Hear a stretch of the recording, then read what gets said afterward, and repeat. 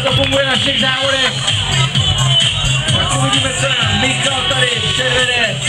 Vesmírný klíč je velký odraz ve wallridu. Manuál na funboxu. Velký průlet. 720. Kategorie expert. Kondor.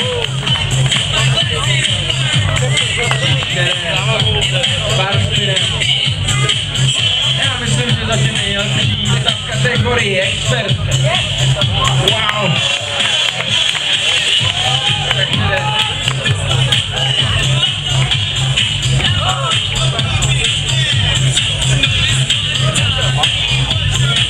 když jedem přes spinu, každopádně v téhle kategorii, když jedeš, tak nebudeš mít trajcmany.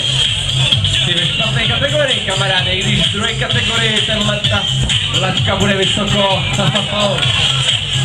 Takže celky, lásy, čekáme to na tebe. Rozhodně nejzakušenější jízda.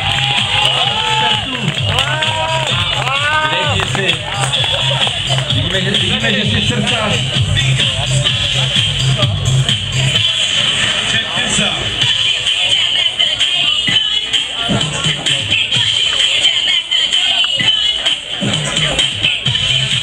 Tady někdo pestřil Fariho?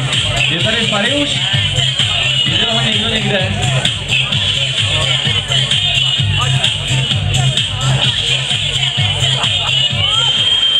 Ale nezdržuj nám to tady. Víme, že jsi lokál, ale zase odsaď pocať. Michal Calta. Ruce hore. Takže Caltič nabírá pořádnou rychlost, průlet a uvidíme, co tu měkkej. Ještě jedna šance na otočení se kolem kola. Děkáda. Tak to máme. Doufám, že to bude gradovat i mezi váma divákama.